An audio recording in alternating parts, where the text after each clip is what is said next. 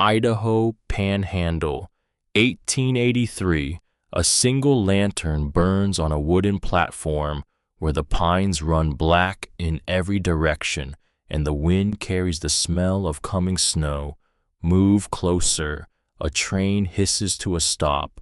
The platform boards groan, and there, stepping down alone, is a young woman in a travel-stiff dress, honey blonde hair loose beneath a bonnet, one carpet bag in her hand and one letter folded 100 times in her pocket.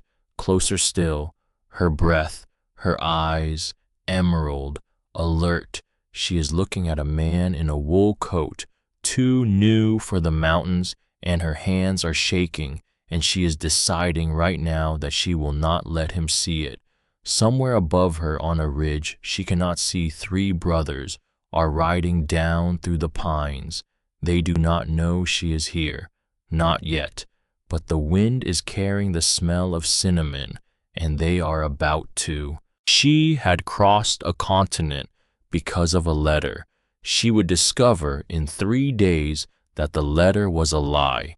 The train slowed. Marin Whitlock pressed her forehead against the cold glass. Idaho Panhandle in October. Nothing but pine, nothing but rock, nothing but the kind of quiet that made a person hear her own heartbeat. Silver Creek. The conductor said it twice, because the first time she hadn't moved.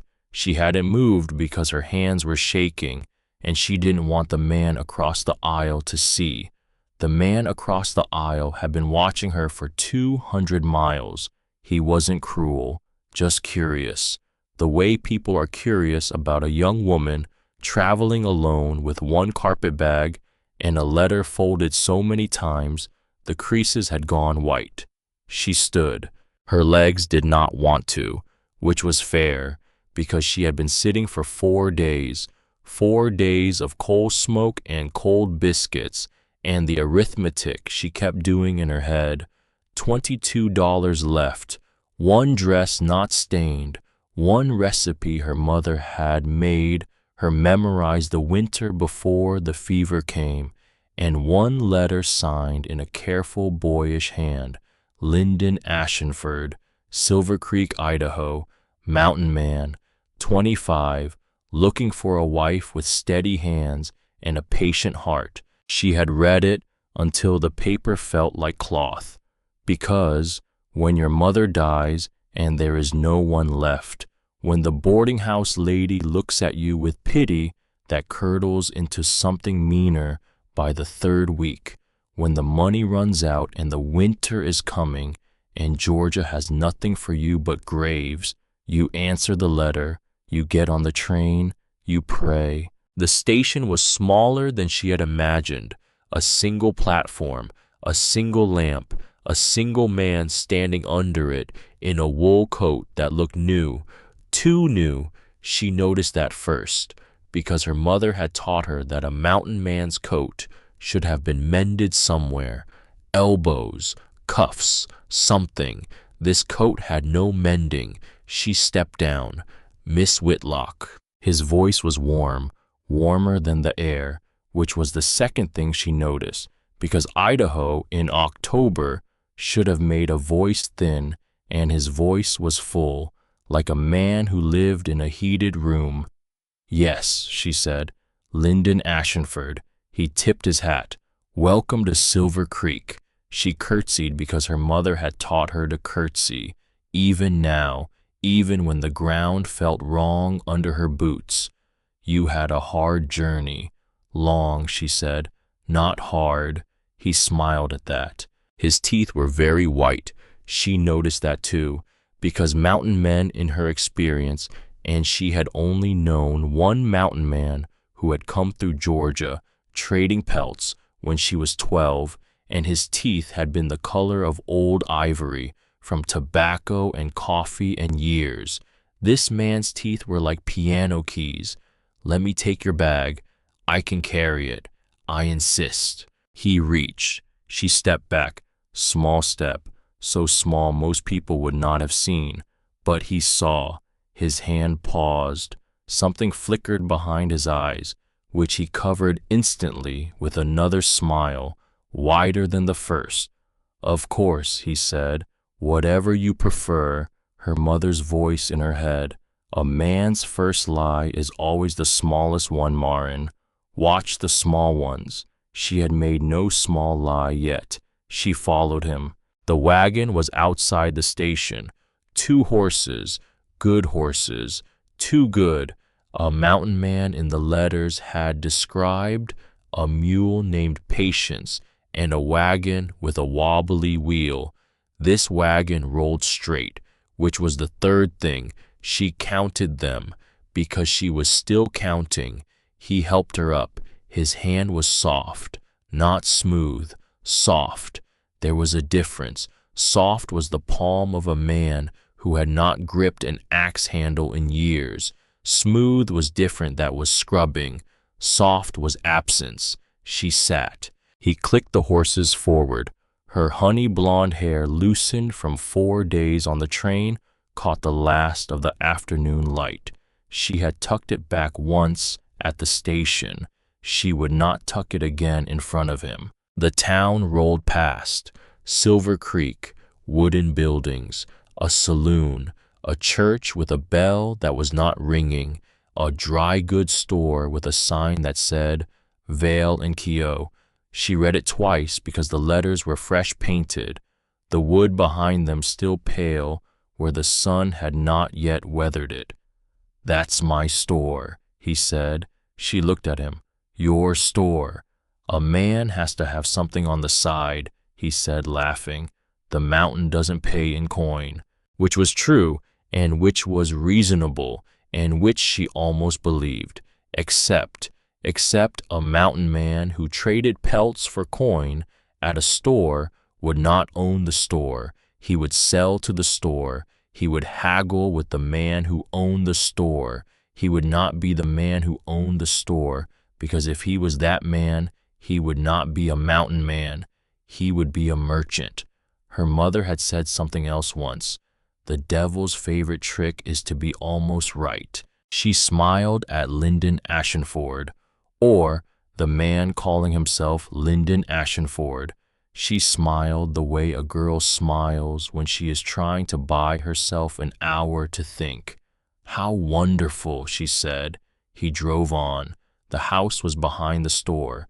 That was the fourth thing, because in every letter Lyndon had described a cabin, 3 stories, timber, on a ridge overlooking a valley where an old apple tree grew that had once belonged to his mother. This was not a cabin. It was a room behind a store, with 1 window, high up, and bars on the outside of it, which he explained were for keeping the raccoons out of the flour, which was almost a real reason if you didn't know that raccoons did not need bars to be kept out. They needed lids. He held the door open. She stepped inside. The room was clean. That was the 5th thing, because it was clean the way a room is clean when a woman is expected, and she thought for a foolish half-second that maybe she was wrong about all of it. Maybe she was tired. Maybe she was seeing shadows because Georgia had taught her to see shadows. Then she saw the papers on the desk, a ledger, open, and she was not close enough to read it, but she was close enough to see her own name at the top of a column. Whitlock, M. 41200. She had told no one that number. She had told no one what her mother had left her. She had not even written it in the letters. Her stomach dropped. The man who called himself Lyndon Ashenford closed the door behind them. She heard it, the soft click of a lock. "You must be tired," he said. "Rest. I'll bring supper." She did not turn around, because if she turned around he would see her face, and her face was not ready to be a face he could see. "Thank you," she said. His footsteps receded. The outer door closed. Another lock. She stood in the middle of the room. She counted to 20, slowly. Then she moved. She checked the window. Barred.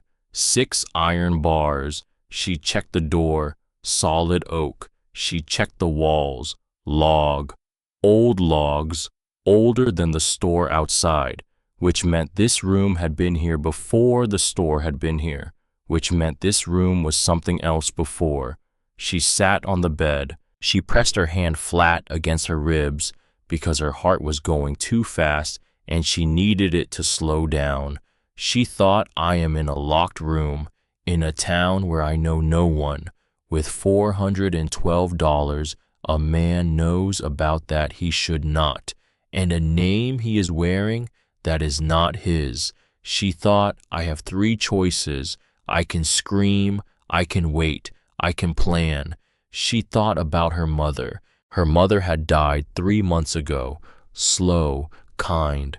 The last thing her mother had said, holding Marin's hand, had been, "You are cleverer than you think you are, my little wren, and that is your inheritance." Marin opened her carpet bag. Inside were 3 things: a dress, a book of Psalms, and a small leather journal blank that she had bought at a stationer's in Atlanta on the day she posted her first reply to Lyndon Ashenford, because her mother had said, write down what happens, all of it, names, dates, and what you saw. You never know when a piece of paper will be the thing that saves you. She had thought her mother was speaking generally. She sat on the bed. She took a stub of pencil from the bag. She wrote, October 4, Wait 83, Silver Creek Station, met by man calling himself Lyndon Ashenford, wool coat too new, teeth white, hands soft, owns Vale and Co., has a ledger with my name and the exact amount of my mother's inheritance, which I have told no one, locked in a room behind a store, bars on the window. She stared at the page.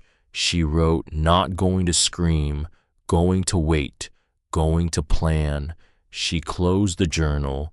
She reached into the bottom of the bag, under the folded dress, wrapped in cheesecloth, 6 apples, wine sap, from the tree behind the boarding house in Atlanta, the last of the harvest. She had asked the boarding house lady if she could take them, and the lady had said, girl, take anything you can carry, because you'll need it where you're going.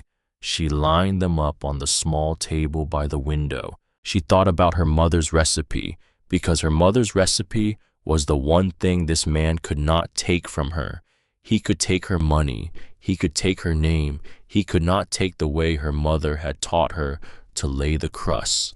She thought. For an hour she just sat and thought, and when the man who called himself Lyndon Ashenford came back with supper, she smiled at him, and ate, and asked polite questions, and laughed at the right moments, and went to bed early, because a fox that thinks the hen is asleep will get careless.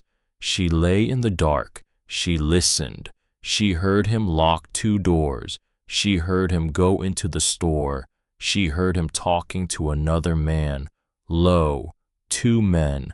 She could not make out the words. She waited until the store was quiet, until the town was quiet, until only the wind was moving in the pines outside the barred window. Then she got up, and she began to plan. The next morning she asked for flour and butter and sugar. The man who called himself Lyndon brought them. He was pleased. She could see it. A girl who was going to be his wife baking on her second morning in his house.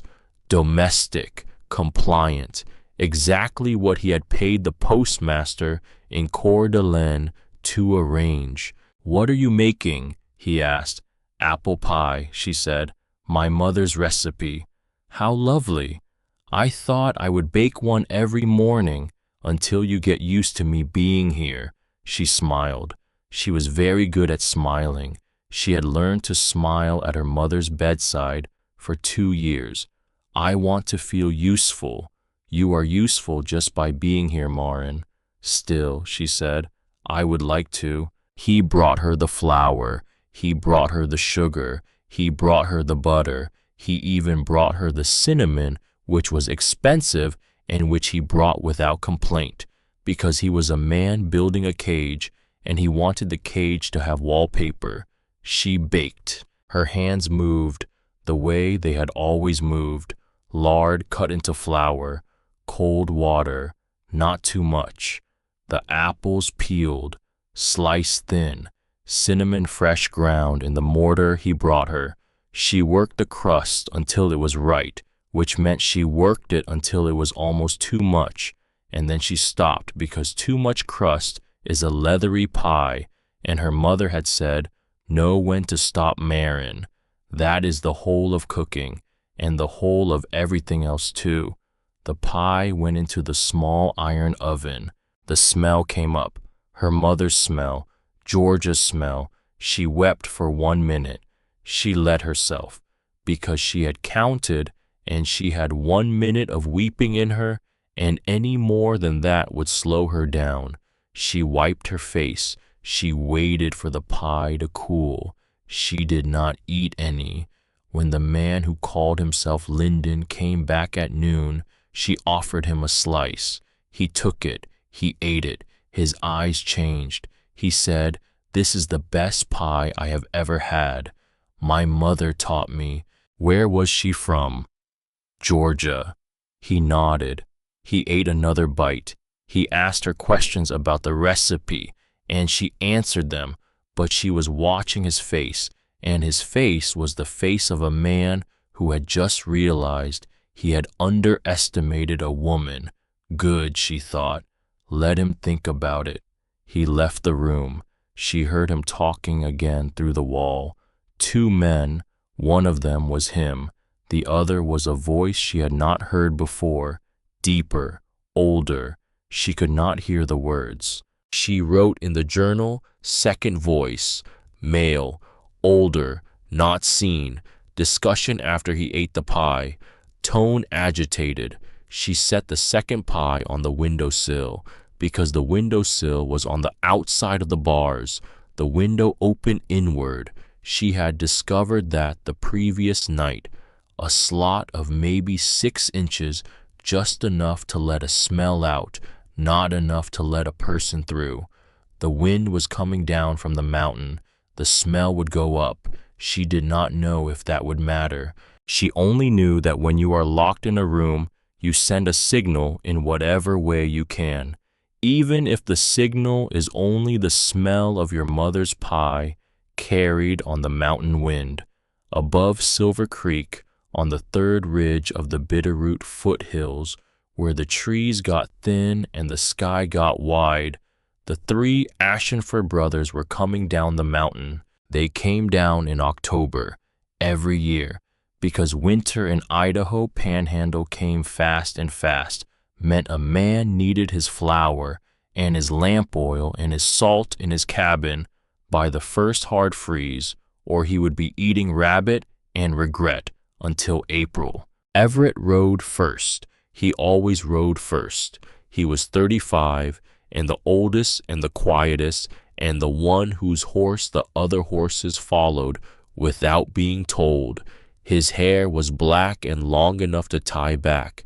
His eyes were the color of a river in winter.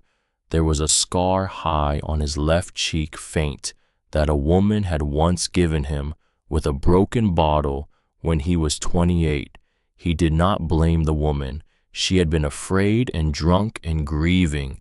He remembered her name. He did not say it. I was thinking about firewood, which was what he thought about most days. Behind him rode Thaddeus. Thad, 30 years old, auburn hair unruly the color of a fox in autumn, eyes blue as glacial ice, broadest shoulders of the 3 because he did most of the smithing and hammer work builds a back. He rode with the rifle across his lap, because Thad always rode with a rifle across his lap, because Thad had been the middle son of the middle wife, and the middle wife had left when he was 6 years old, and after that he trusted very little. I was watching the ridge line. He was always watching the ridge line. Behind Thad rode Lyndon, 26, youngest. Blonde curls he cut once a year, with kitchen shears, sea-green eyes, and a face that had never learned how to hide what he was thinking, no matter how many times his brothers had told him to try. He was the gardener, the healer, the one who could tell you what a plant was for by the shape of its leaf. He was smiling, because Lyndon usually was. They rode down the switchback. The valley opened below them. Silver Creek in the distance, thin plume of smoke from the mill, the tin roofs catching the noon sun. Everett stopped. Thad rode up beside him. "What? You smell that?" Thad lifted his chin, sniffed, frowned. "Cinnamon. Cinnamon and apple. Wine sap." Thad turned in his saddle, looked at his brother. Everett was still looking down at the town. "Everett," Thad said, "there's a lot of apple trees in this country." "There's a lot of apple trees," Everett said. "There is not a lot of wine sap." Lyndon caught up to them, curious. "What are you two staring at?" "Someone in Silver Creek is baking a wine sap pie," Everett said. "So, wine sap doesn't grow in this valley." Lyndon went still, because Lyndon knew, because Lyndon was the gardener. The wine sap tree behind their cabin was one of maybe 4 in the whole panhandle. Their mother's mother had brought the seedling from Virginia when she was a girl. She had planted it herself. She had died before the first crop. Their father had kept it alive. Their father had taught Lyndon to keep it alive. Their father had died 4 years ago, and now Lyndon kept it alive alone. And the only other wine sap trees Lyndon had ever tracked down were one in a churchyard in Wallace and one on a homestead outside Coeur d'Alene. Neither of them was in Silver Creek. "That's not possible," Lyndon said. "I know," said Everett. Thad said, "So somebody's baking a pie with wine sap apples they brought in from somewhere, which nobody in Silver Creek does," said Everett, "because nobody in Silver Creek has ever heard of wine sap, because Silver Creek is a mining camp with a church, and the closest thing they have to a bakery is Mrs. Gantry's biscuits, which don't have any apple in them." "So somebody's new in town," said Thad. "Somebody's new in town," said Everett. "Who has wine sap apples, and who is baking their mother's pie." He turned his horse. Lyndon felt something cold slide down his spine. He did not know why. He only knew that his brother had turned his horse the way his brother turned his horse when there was something wrong. "Everett." "What? You don't think—" "I don't think anything yet." But he did. Because a year ago, in a bad month, in a lonely month, when the cabin had felt very empty and the winter had felt very long, Lyndon Ashenford had written an advertisement for a mail-order bride. He had written it slowly. He had described himself carefully. He had described their mother's pie. He had folded the paper and put it in his pocket and ridden down to the post office in Silver Creek, and he had stood at the counter, and he had lost his nerve.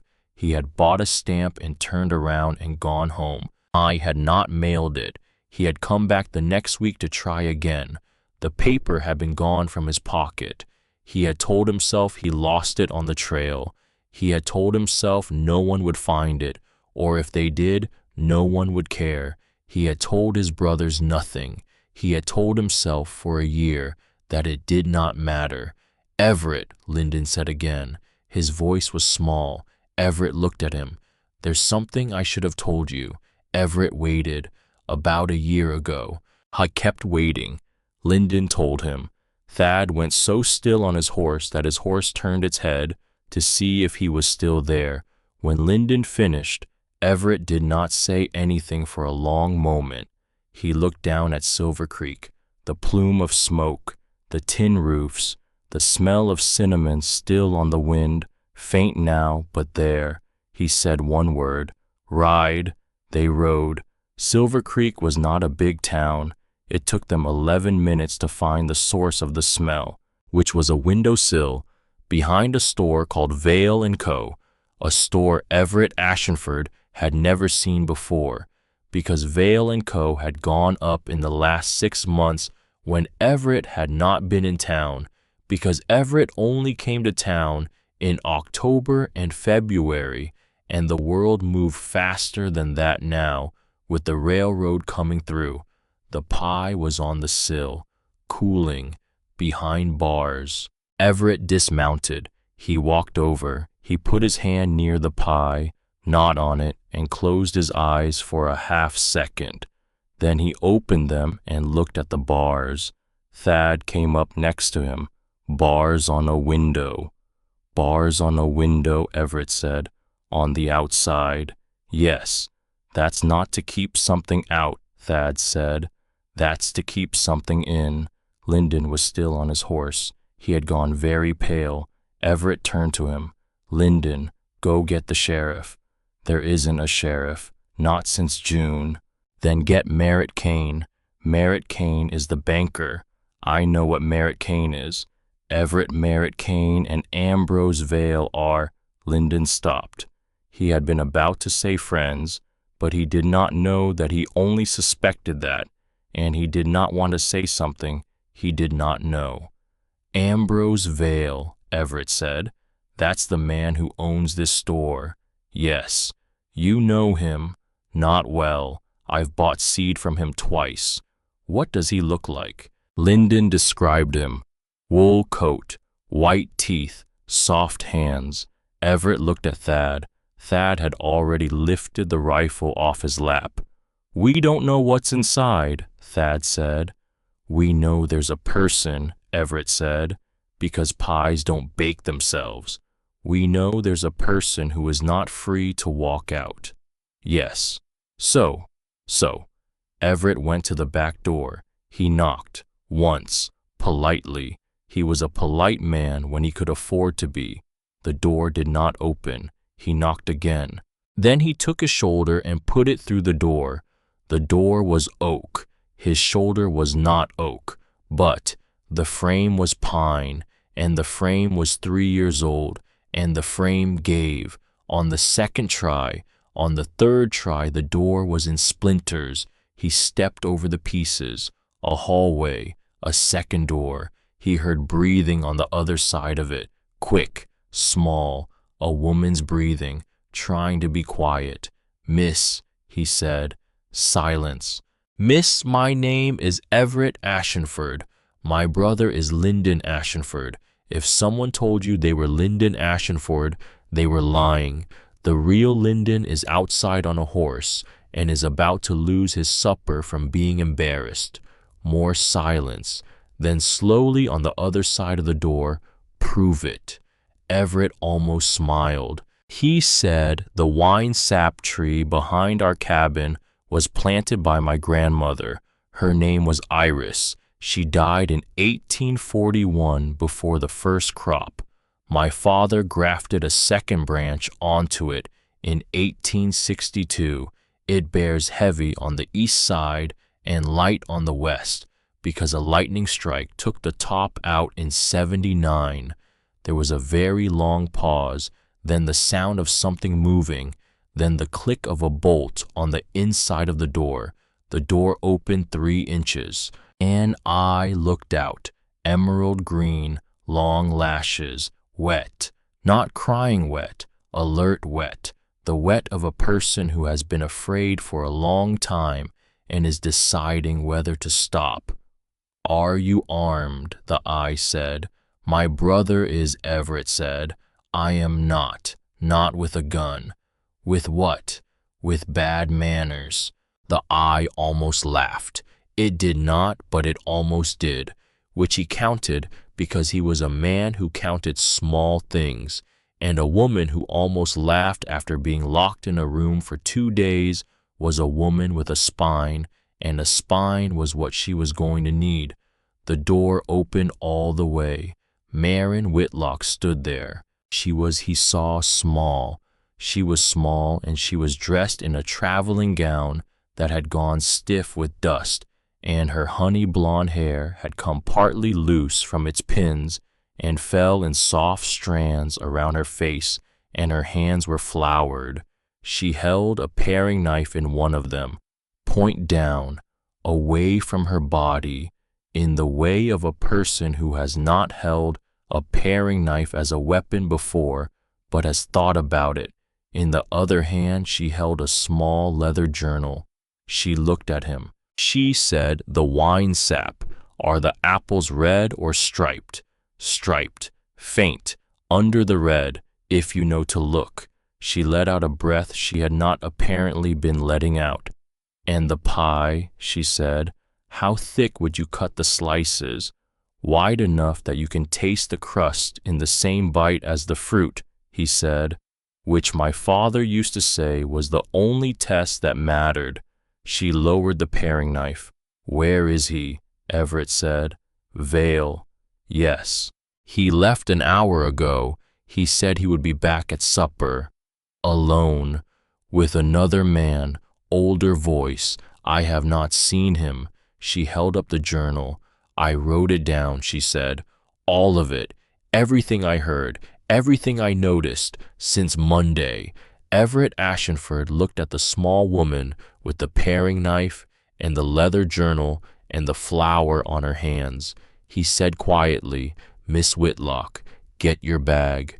She got her bag. She got her carpet bag. She got the psalm book. She got the last 4 wine sap apples wrapped in cheesecloth. She got the journal which had never left her hand. She left the pie on the windowsill because she did not want it, and because she thought if Ambrose Vale came back and found her gone and the pie still there, he would understand that she had been the one who was leading, and he had been the one who was following this entire time. She wanted him to understand that. She walked out through the splintered door. She saw the 3 of them, Everett with his Winter River eyes, Thad on his horse with his rifle, and a third man, younger blonde, red in the face, like a boy who has been caught doing exactly what he had been caught doing.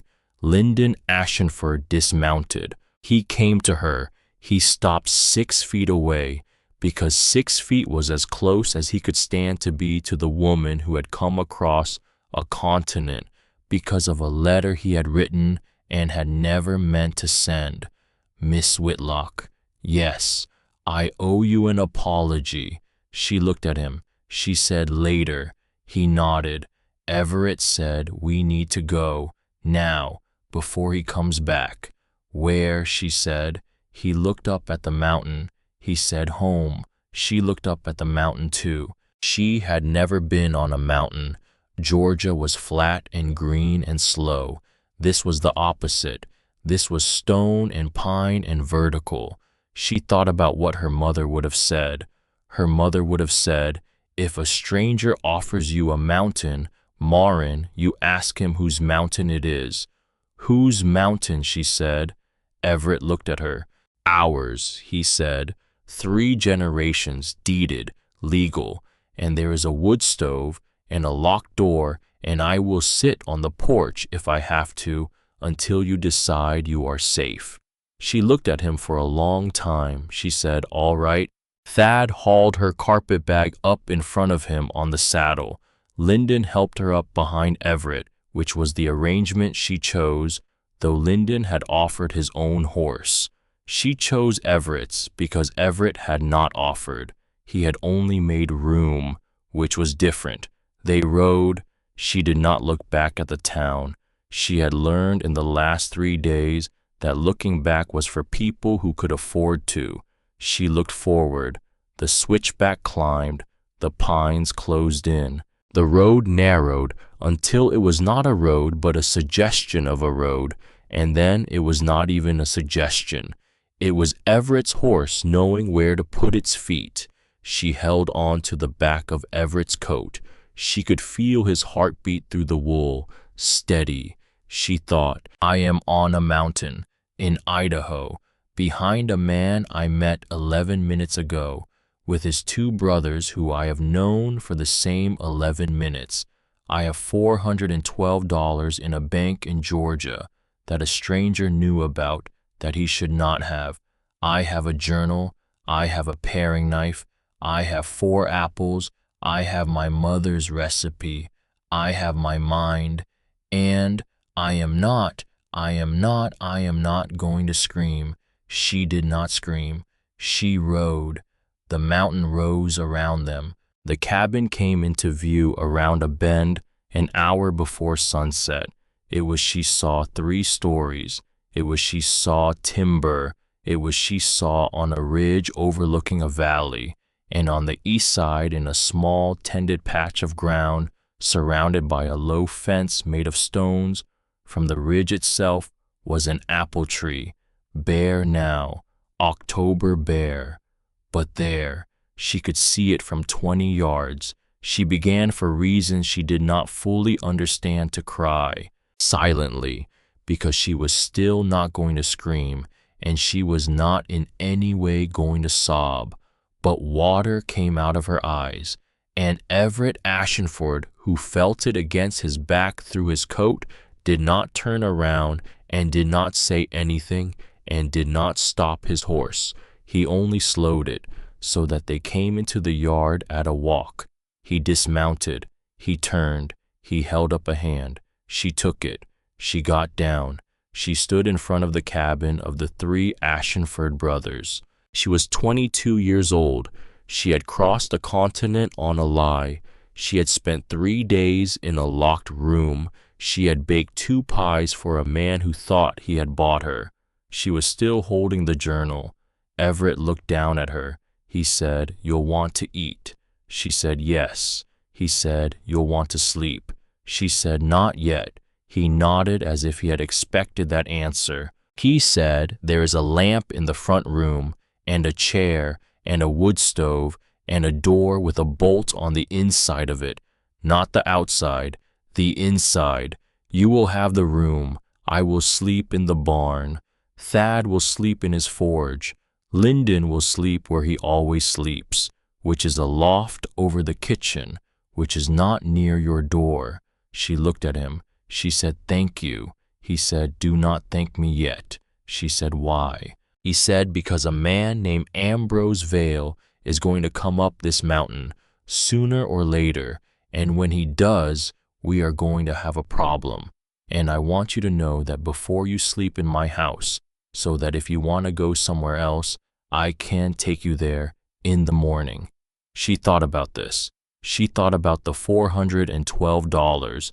She thought about the older voice she had never seen.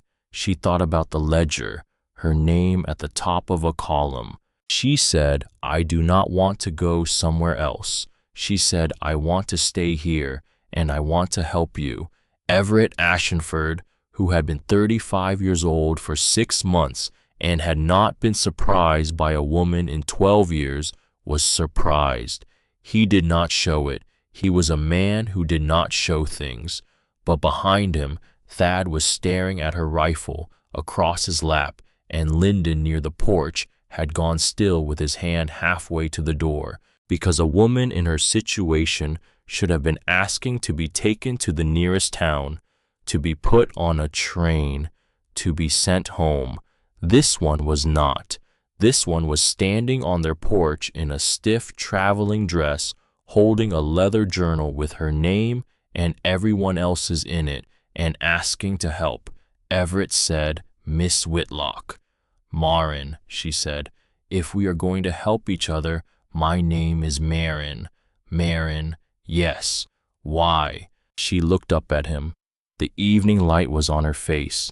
The green of her eyes looked for a half-second like the green of the mountain itself. She said, "Because my mother taught me that if a wolf is at the door, you do not run out the back. You learn the wolf. Because a wolf you have learned is not anymore a wolf. It is a problem, and problems can be solved." Everett stared at her. Then he did something none of his brothers had seen him do since a summer 12 years ago. He almost smiled. It was not a smile. It was in fact the ghost of the possibility of a smile, but it moved his mouth by a quarter inch, and Thad, who saw it, felt something turn over in his chest. Everett said, "Come inside." Marin. He opened the door. She stepped in.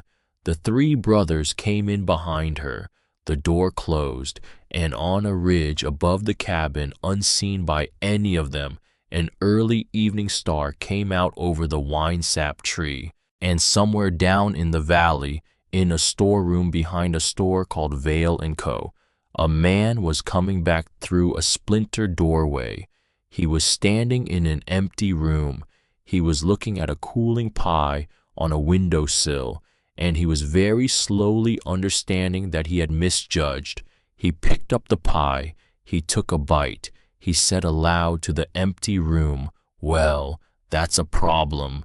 He set the pie back down. He walked to the front of the store, and he sent that evening a rider up to a small brick house on the north edge of Silver Creek, a rider carrying a note. The note was 2 lines long.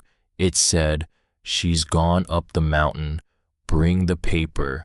And in the small brick house on the north edge of Silver Creek, an older man sitting in a wing-back chair by a fire read the note.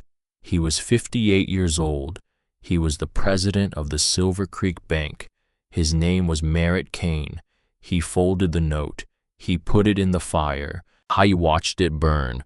He said to no one in particular, "So we begin." Up on the mountain, Marin Whitlock was sitting in a chair by a wood stove in a house that had been built in 1861 by a man named Josiah Ashenford. Everett was making coffee. He was making it badly, which he knew because he had not made coffee for anyone but himself and his brothers in 6 years. Thad was leaning against the doorframe with his arms crossed. Lyndon was on his knees at the stove feeding kindling because Lyndon did with his hands whatever his heart could not. Marin watched them. She watched all three, and she thought, "These are not the men I came here for. They are also not the men I was warned about. They are something else, and I am going to have to learn them." She opened her journal. She turned to a fresh page. She took the stub of pencil from her sleeve where she had put it because pencils go where a person needs them to go when a person is paying attention. She wrote, October 6, 1983, the Ashenford cabin, 3 brothers, Everett 35 oldest, Thaddeus 30 middle, Lyndon 26 youngest. The letter was Lyndon's. He never sent it. Someone took it from him. That someone was Ambrose Vale. Vale is not alone. There is another voice. She paused. She looked at the wood stove. The fire had caught. Lyndon closed the door on it, and the room for the first time in days for her was warm. She wrote one more line, "I am not afraid." She was of course afraid, but her mother had told her once that the point of writing something down was not always to record what was true. Sometimes the point was to record what you were going to make true. She closed the journal. She looked up. Everett was standing over her with a cup of coffee. He handed it to her. She took it. She said, "Thank you." He said, "It is very bad coffee." She smiled. First real smile in 3 days, the kind of smile her mother would have recognized as her daughter's actual smile, the one that changed her whole face and arrived without warning. She said, "Then I will drink it slowly, so that we have time to talk." Everett Ashenford sat down in the chair across from her. Thad at the door frame uncrossed his arms. Lyndon at the wood stove sat back on his heels. And in the cabin above Silver Creek, on the first cold night of October, in the year of our Lord, 1883, 3 mountain men and a young woman with a journal began to talk. The wind rose outside. Winter came down off the ridge on a Thursday. Marin felt it before she saw it, because the air changed, because the pine outside the window stopped moving, because Lyndon at the kitchen table cleaning a rifle, he did not own the ammunition to fire, looked up and said one word, "Snow." She looked at him. "When?" "Tonight." "How much?" He thought. "Enough," which was not an answer, which was she understood already the way Lyndon gave answers when he did not want to worry her. He said enough, or he said some, or he said not much, and what he meant always was more than she was ready for. She had been in the cabin for 11 days, 11 days of learning, 3 men who did not know how to be learned, 11 days of Everett making coffee at 4 in the morning and setting a cup on the porch rail because she had realized, too shy to knock. 11 days of Thad watching her from doorways like she was a horse he had not yet decided whether to trust. 11 days of Lyndon apologizing. Lyndon apologized every morning. She had told him to stop. He kept apologizing. She had said on the 4th morning, "Lyndon, if you say the word sorry to me one more time before noon, I am going to bake a pie with salt instead of sugar, and you will have to eat all of it." He had not apologized again until noon. At 2 minutes past noon, he had said, "I'm sorry." She had laughed, first laugh in a year, the kind that came up from her stomach and surprised her by being a laugh at all. And Everett, splitting kindling outside, had heard it through the window and had stopped and had stood very still, holding the axe, and had gone on splitting kindling a second later like nothing had happened, except a lot had happened. She did not know how to describe what had happened. She only knew that on the 5th morning when she came out of her room, Everett had left 2 cups of coffee on the porch rail instead of 1. He did not say why. She did not ask. She drank one and left the other, and when she came back an hour later, both cups were empty and washed and stacked upside down to dry. They did not speak of it, but every morning after that there were 2 cups. Now it was the 11th day, and Lyndon had said one word, "Snow." Marin stood at the window. The tree in the yard was bare, every leaf gone in a week, which Lyndon had explained was normal for that tree because it dropped fast when the cold came, like it was in a hurry to get to winter and get winter over with. She understood that tree. She had felt like that tree her whole life. She turned from the window. "Where's Everett?" Lyndon pointed with his chin. "Barn." "Doing what?" "Anything." She went out.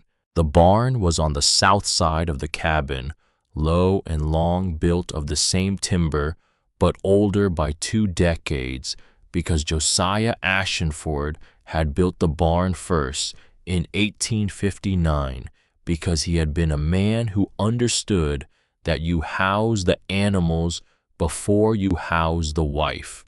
Everett was inside. Everett was checking a lantern that had nothing wrong with it. She stood in the doorway. He did not look up. He said, "You need something." "No." "Then I need to know something." He set the lantern down. He turned. He waited. She said, "Am I safe?" He did not answer immediately, which was, she had learned how he showed respect. He waited before he lied, and he waited before he told the truth, and by the length of the wait, you could tell which was coming. He waited a long time. He said, "For now." "For how long?" "Until the snow breaks." "And after we have a problem." She nodded. She had known this. She had been waiting for someone to say it out loud. "Everett." "Yes." "Tell me the problem." He looked at her. He said, "You want it now?" "I want it now." He set his hand on a beam. He looked at his hand. He was, she thought, choosing which pieces to tell her because he was a man who edited, always out of kindness, and she was tired of being edited. She said, "All of it, please." He looked up. He said, "All right." He told her. "I told her about the ride into town 2 days ago." He had ridden down alone because Thad wanted to come and Everett had said no because Thad's face at the moment was a face that would start a fight in a room with no one in it. He had ridden down, he had gone to the bank, he had said casually that he was thinking about renewing the note on the North 40, because there was a note on the North 40, not a big one, $68, held by Merritt Kane's Bank since 1879. He said, "I've been paying on it for 4 years, steady, on time, never missed a payment." She said, "Yes." Kane's clerk pulled the ledger. The clerk was new. The clerk did not know what he was showing me, and he showed me 2 pages. The first page was mine, $68 remaining. Fine, that's what I expected. And the second page had my name on it too. What? A second note, $240, signed with a mark. Not my mark. I don't sign with a mark. I have never signed with a mark.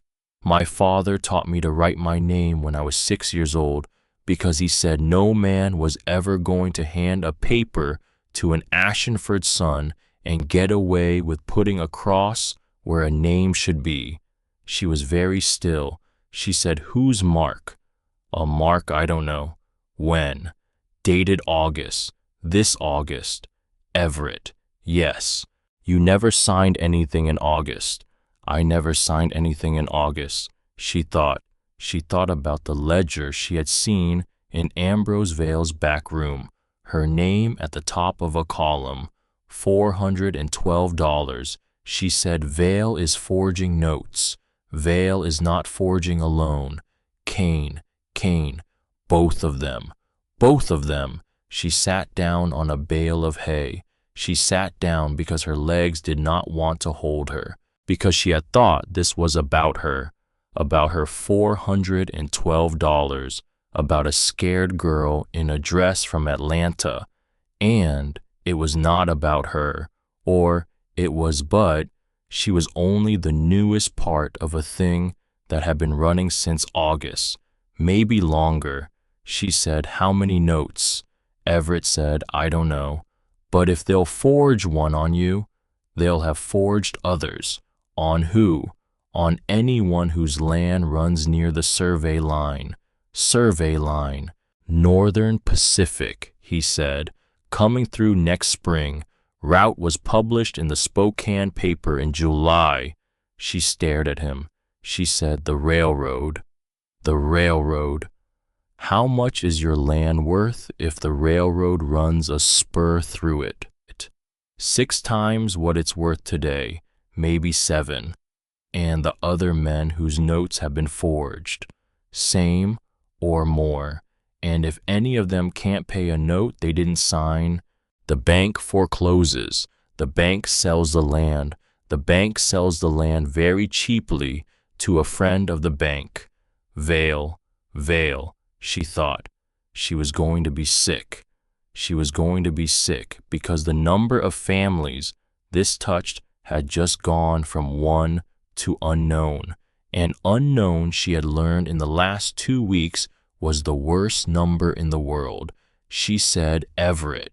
"Yes, my $412. I have been thinking about your $412. I think he was not going to marry you.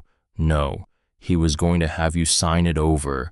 And once you had signed it, and once he had it in his account, he was going to use it to buy up one of the forged notes from Kane in a hurry before the real owner of the land found out." "Yes, because Kane can't be seen buying the notes himself. Kane is the bank. Kane has to have a straw." "Yes, Vale was the straw. Vale was the straw. And I was the money. You were the money." She stared at the floor of the barn. She had come across a continent to marry a man who had wanted her mother's fever money to buy stolen land. She said quietly, "I need to go outside for a minute." Everett said, "Take your time." She walked out of the barn. The first flake came down as she cleared the door. She stood in the yard and let it fall on her face. She thought about her mother thin at the end gripping her hand. "You are cleverer than you think you are, my little wren, and that is your inheritance." She had thought her mother meant the money. She understood now that her mother had meant the other thing. She turned back to the barn. Everett was in the doorway, watching her, not saying anything. He had the coat off his own shoulders in his hand because he had realized before she had that she had walked out into the cold without one, and he had come to bring it to her. He held it out. She took it. She put it on. It swallowed her. She said, "I have an idea." He said, "I thought you might. It's not a small idea. They rarely are with you." She laughed. Small, half of a laugh, the other half stuck in her throat. She said, "We need everyone. Everyone in this valley who signed a note with an X they don't remember making." He looked at her. He said, "That is going to be hard. I know. That is going to be dangerous."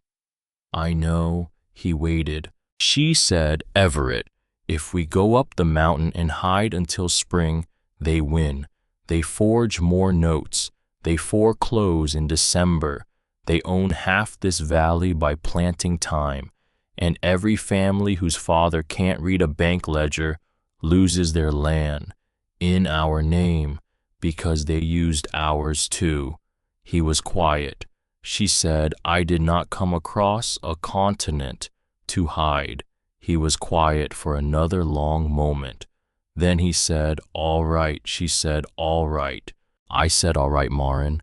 Do not make me say it again. I am 40% stubborn and 60% trying not to be, and you are making the 60% very hard." She laughed, real this time, full. And Everett Ashenford, who had not seen a woman laugh in his own barn in 12 years, took a very small step back, because a man does not always know what to do when his life has for a moment become sweet. They went inside. That was the day Marin started building the ledger, her own ledger, not Vale's, not Kane's, hers. She sat at the kitchen table. She opened the leather journal. She turned to a clean page. She wrote what we know, what we suspect, what we need. Under know, she wrote 1. Vale runs a store. He is not from here. He arrived in Silver Creek in April. 2. Kane is president of the Silver Creek Bank. He has been president since 1877. 3. A note for $240 exists in Everett's name, signed with an X. Everett did not sign it. Date August 1883. 4. My inheritance was known to Vale in an exact amount I told no one. 5. The Northern Pacific Spur Route was published in the Spokane paper on July 12, 1883. Under suspect, she wrote 1. Other forged notes exist on other landowners. 2. The postmaster in Coeur d'Alene may have shared my letter's information with Vale. 3. Kane and Vale are working together. 4. There is at least one other person involved, older male, heard through the wall, not seen. Under need, she wrote 1. Names of every landowner near the survey line.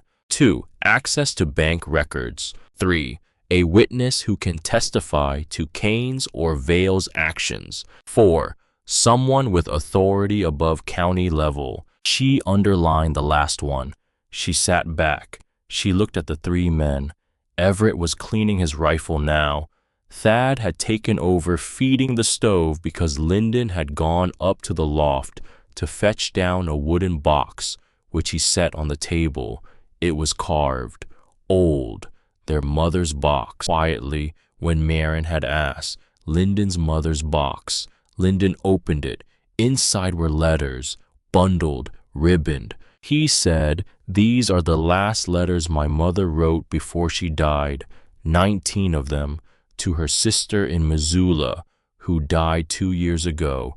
The letters were sent back to us. She said, Lyndon. He said in the last letter she wrote something which I did not understand as a child, but which I have been thinking about since you came. He took out the last letter. He unfolded it. He turned it around and set it in front of Marin. She read. The handwriting was small, careful, a young woman's handwriting from 26 years ago. If anything happens to me, Ellen promised me you will remind Josiah about the papers in the flour tin. He does not trust the bank. He never has. He puts everything of importance in the flour tin. When I am gone, he will forget he has done this.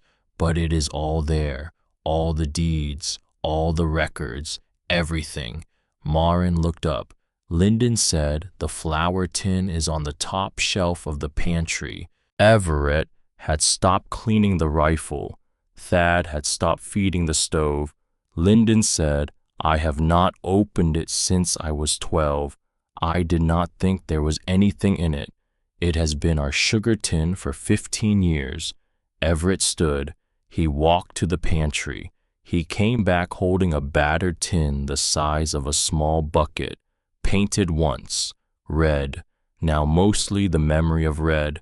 He set it on the table. He looked at Marin. He said, You do it. She said, Why me? He said, Because it should be a stranger's hands. My father was a superstitious man. He would have said it should be a stranger's hands. She lifted the lid. Sugar. Half a tin of sugar. Old, dry, clumpy. She dug through it carefully. Halfway down, her fingers hit something that was not sugar. Wax paper. A packet. Wrapped in wax paper.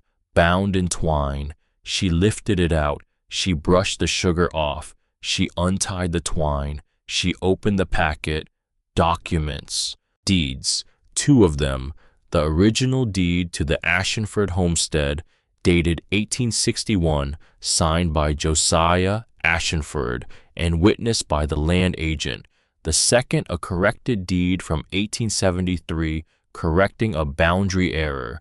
And underneath the deeds a ledger, a small hand ledger, Josiah's handwriting.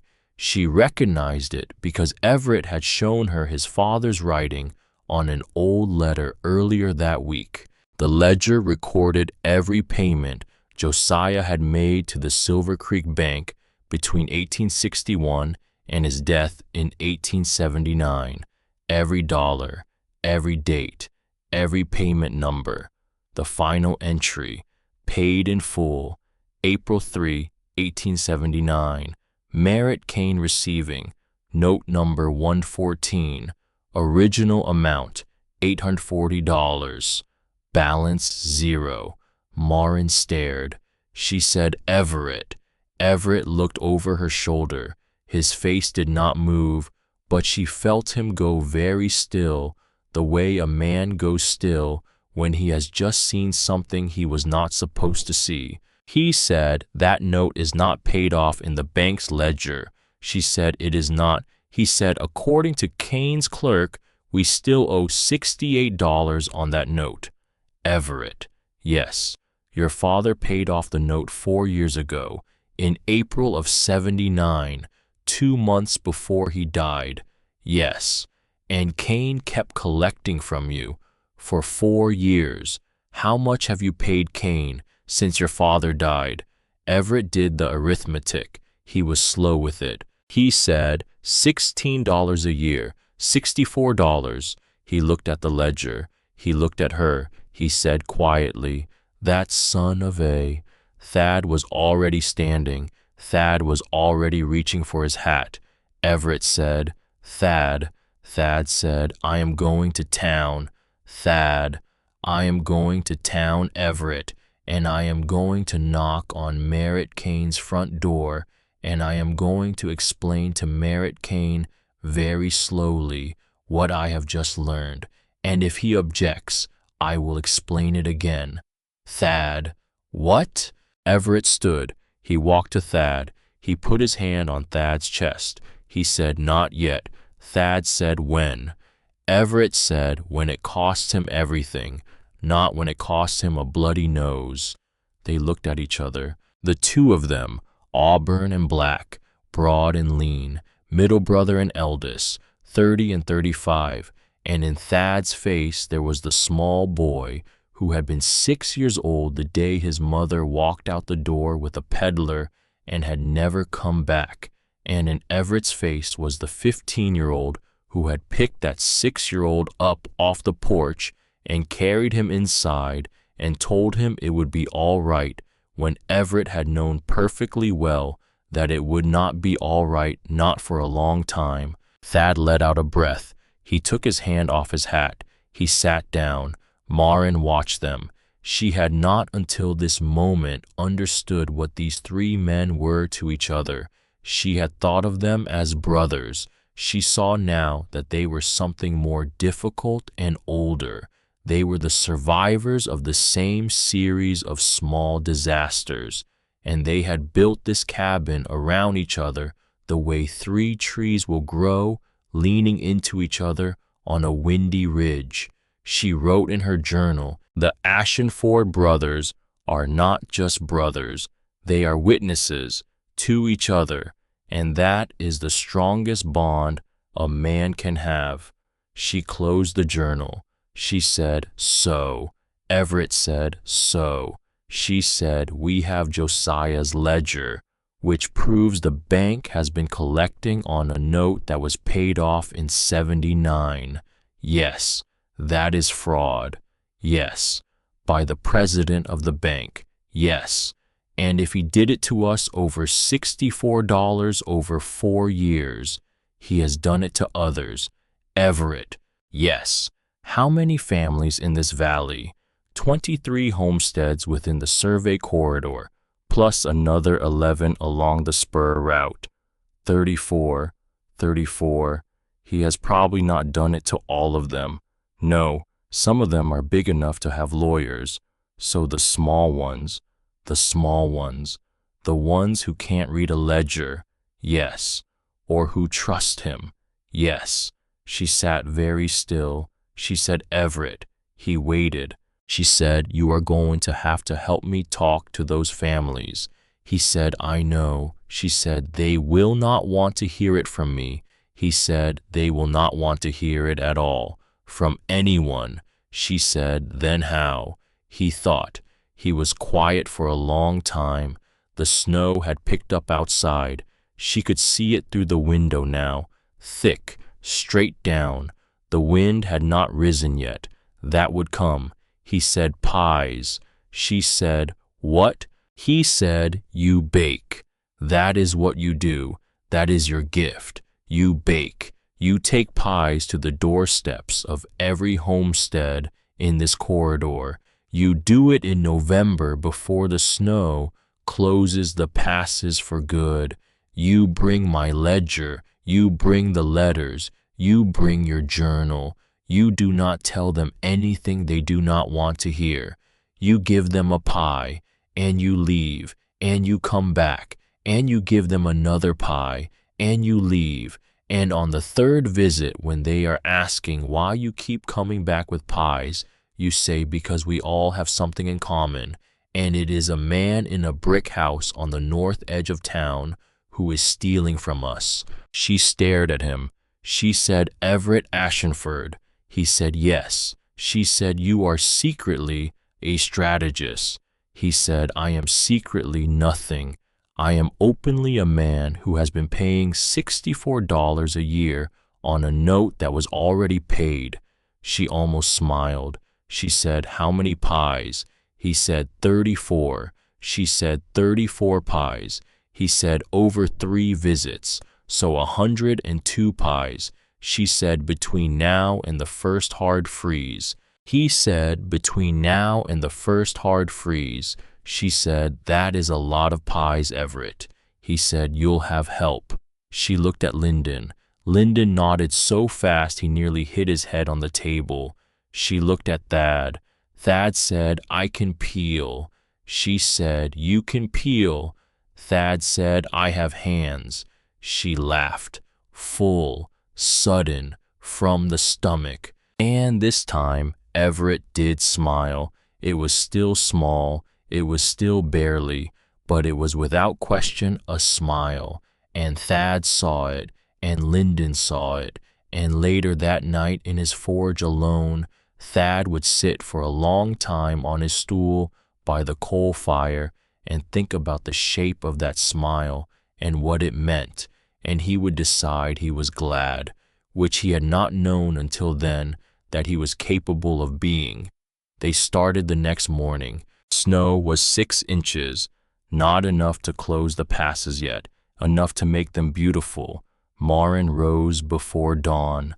Everett had already made coffee, 2 cups on the porch rail. She drank hers standing watching the tree take the first pale gray of the coming day. She thought about her mother. She thought about the boarding house in Atlanta. She thought about the 4 days on the train. She thought about Ambrose Vale in a wool coat too new for a mountain man. And she thought about 102 pies and 34 families and a note that was paid off in '79 and a president of a bank sitting in a wing-back chair by a fire. She went inside. She began. November came in like a slow closing door. The passes were still open, but only just. The snow at the ridge line was up to a horse's belly. In the valley, 6 to 8 inches. The road to town was passable but slow. Marin baked in shifts. She baked at 4 in the morning until 7. She baked from 10 until noon. She baked from 3 until dusk. In between, she rode out with Everett or Thad one at a time, taking pies to homesteads. The first visit was the hardest. The Holloway family.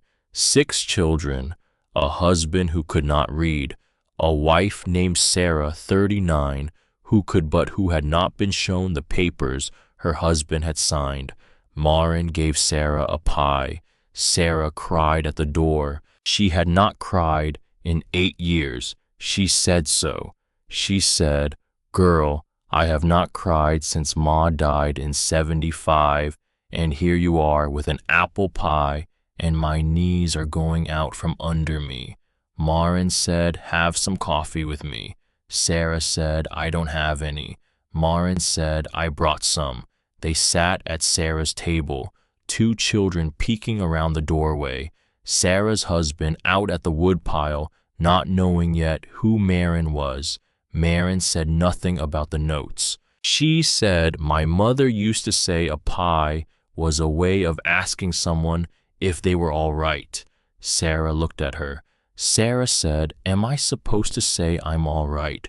Marin said, "Only if you are." Sarah did not answer. She drank her coffee. She said, "Come back next week." Marin said, "I will." She left. She rode home with Everett in silence. Halfway up the switchback, Everett said, "Well," she said, "the pie found the right door." He said, "How do you know?" She said, "Because she cried." He said, "That is a very specific measurement." She said, "It is the only one I have." He rode a little in front of her, the rest of the way up, and he did not say anything else. And when they got to the cabin, he took her horse's reins and led it into the barn while she went inside, and Lyndon was already at the stove, and there was another pie in the oven. The second visit to the Holloway house was 10 days later. Marin brought a pie again. Sarah opened the door. Sarah said, "Come in, Mrs. Ashenford." Marin said, "It's Miss Whitlock, actually." Sarah looked at her. Sarah said, "Not yet." Marin said, "Not yet." Sarah said, "Come in anyway." They sat at the table. The children were louder this time, less shy. Sarah's husband was in the room. He was a small man, kind face, hands that did not know what to do with themselves. Marin said, "Mr. Holloway, I brought a pie." He said, "Ma'am, that is very kind." She said, "I need to ask you something." He looked at his wife. Sarah nodded. He said, "Ask." Marin said, "The note on your north pasture, the one you signed with the bank in Silver Creek, do you remember signing it?" He did not answer right away. He said, I signed the first note, yes. She said, the one for $80. He said, yes. She said, was there a second one? He was quiet. He said, in the summer, yes. There was a paper. Mr. Kane brought it out. He said it was to correct the first one. I signed it. She said, did you read it? He said, ma'am, I cannot read. She said, I know, I am not asking to shame you. I am asking because Mr. Kane knows, and that is why he came out. He was quiet a long time. He said, how much? She said, $320. He put his head down. Sarah put her hand on his shoulder. He said, we don't have $320. Marin said, I know. He said, we can't pay a note we don't have. Marin said, I know. He looked up at her. He said, so what do we do? She said, you do not pay it. He said, but he will. She said, you do not pay it, and you do not sign anything else. And when he comes back with another paper, you send someone up the mountain to Everett Ashenford, and Everett will come down, and Everett will bring papers of his own. He looked at her. He said, Miss Whitlock, why are you doing this? She said, because he did it to me too. She did not explain. She left the pie. She left. She and Everett rode home in a heavier snow than the ride out. Halfway up, Everett said, you told him. She said, yes. He said, that was earlier than we planned. She said, he needed to know. He said, you're right. She said, thank you. He said, for what? She said, for not making me argue. He rode a little in front of her again. He said over his shoulder, Marin. She said, yes. He said, you are becoming very hard to argue with, in general. She said, good. By the third week of November, they had spoken to 11 families. 7 of them had signed second notes. 2 of them had signed third notes. 1 of them had signed 4 separate papers in 1 year. Marin wrote all of it down. The journal was getting thick. She started a second one. The first snowstorm that closed the pass came the last day of November. They knew it was coming. They came in early. All 3 brothers had ridden out that day to different homesteads. Everyone got back by dark. The wind rose at 8 in the evening. By 10, it was screaming. Marin sat at the kitchen table by the stove. She was writing. Thad was in the loft. Lyndon was reading. Everett was on the porch, wrapping a rope from the porch to the barn, because a man could get turned around in a whiteout and freeze to death 50 feet from his own door if he did not know which way was in. The knock came at 11. They all froze. Nobody knocked in a storm. Nobody. Everett came in from the porch. His coat was already white. He said quietly, Thad, rifle. Thad had a rifle in his hands before Everett finished the word. Lyndon stood. Marin stood. Everett said, Marin, back room. Marin said, no. Everett said, Marin. She said, no, Everett. If they came up this mountain in this storm, they came for me. I am not hiding behind a door while you find out who. He looked at her. He did not have time to argue. He looked at Lyndon. Lyndon stepped in front of her, which she allowed. Not because she needed protecting, because Lyndon needed to be doing something. Everett opened the door. Ambrose Vale stood on the porch. He was alone. He was Marin Saw in bad shape. His coat, the new one, was crusted white and stiff. His face was raw. There was frostbite on his ear. His mouth was working strangely because his cheeks were half frozen. He was not armed, at least not visibly. He said, through numb lips, please. Everett said nothing. Vale said, I need. Everett said nothing. Vale said, I need to talk. To her. He was looking past Everett, at Marin. Marin looked back. Her heart was doing something she did not have time to name.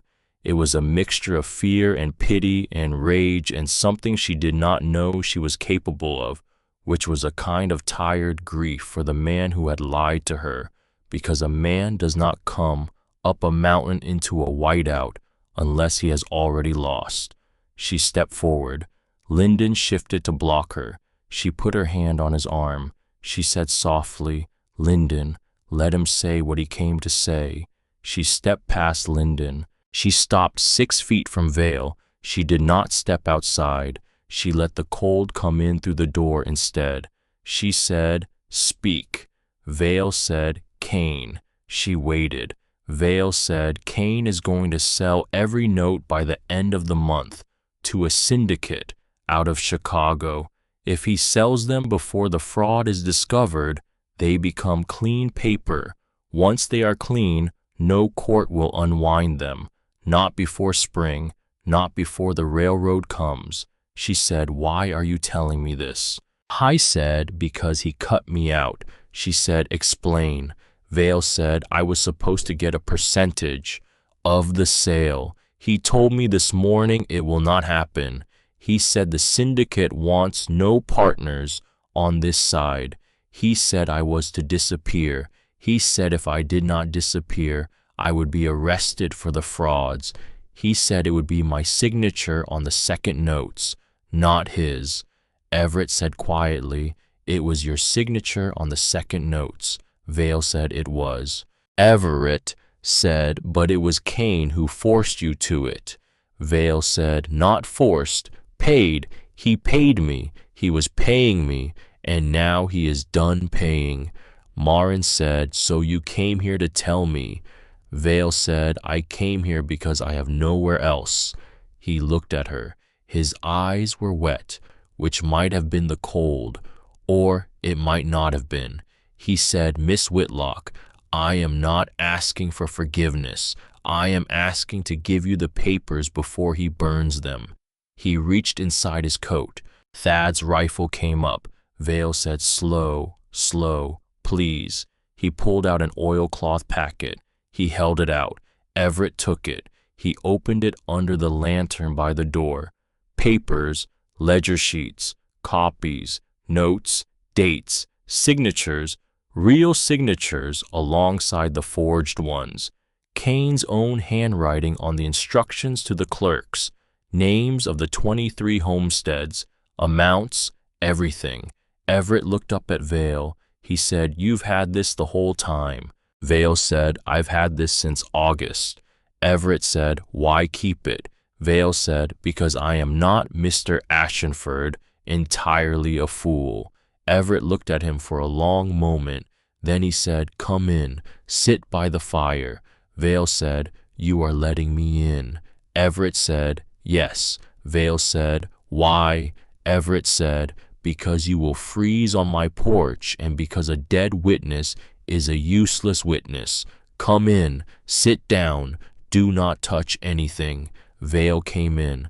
Lyndon put a blanket around him. Thad kept the rifle where Vale could see it. Marin stood in the middle of the room.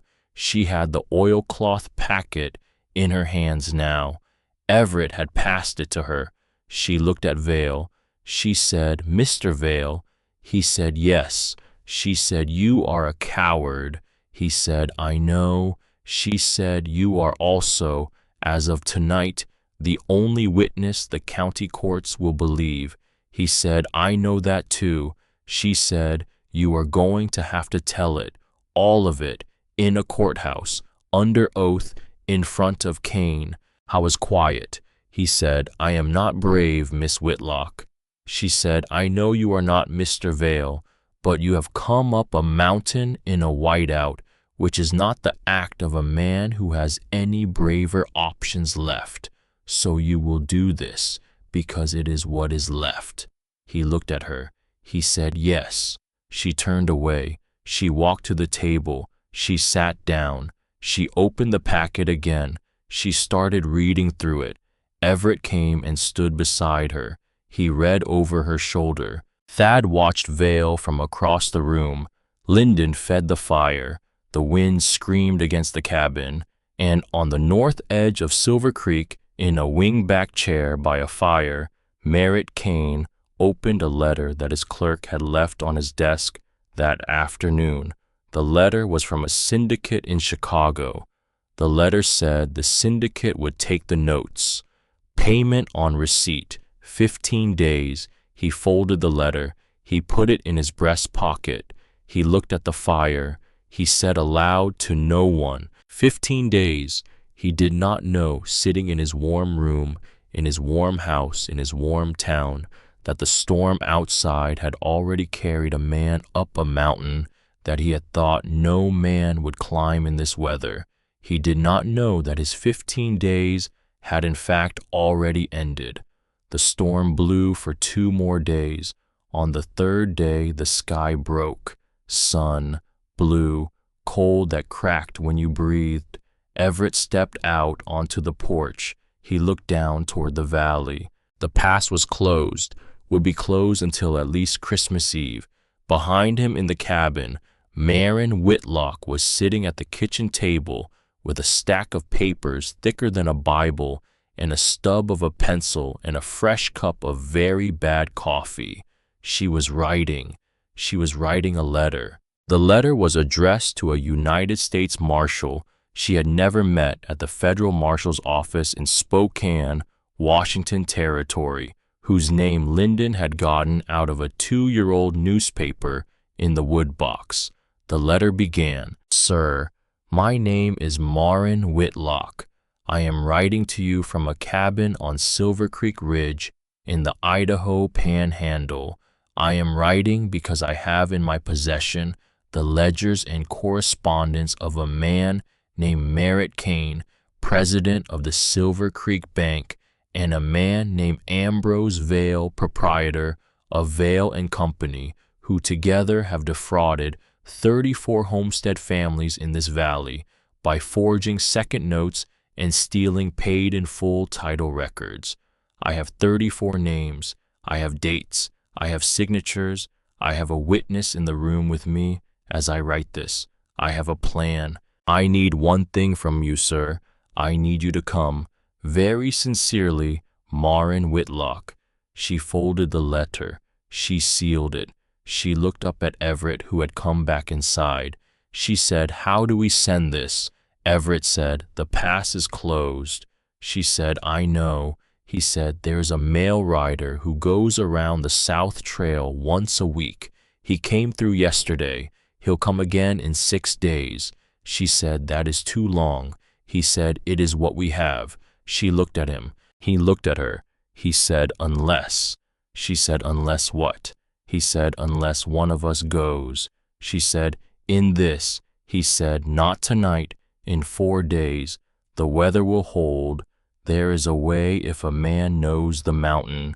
She said, "Which of you?" Thad from across the room said, "Me."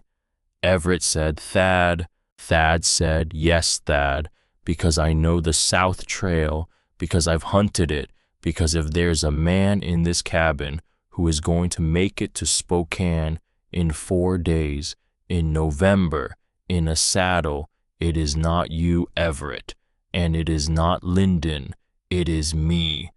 Everett looked at him. He said, "Thad, it is close to 100 miles the way you'll have to ride it." Thad said, "I know how far it is." Everett said, "It is 30 below at night." Thad said, "I know." Everett said, "Thad." Thad said, "Everett, listen. She rode a train across a continent because a man lied to her in a letter. And I am telling you, I will ride a horse across a range because a man lied to us in a ledger. That is not a hard trade." Everett was quiet for a long time. He said, "All right." Thad said, "All right."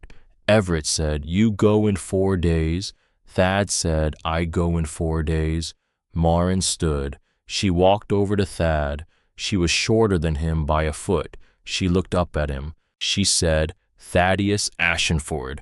He said, "Yes, ma'am." She said, "Come back." He said, "Yes, ma'am." She said, "Do you promise?" He said, "I promise, Miss Whitlock." She said, "Marin." He said, "Marin." She stepped back. She turned to the table. She sat down. She began the second letter, which was to a newspaper editor in Spokane, and the third letter, which was to the territorial delegate in Washington, D.C.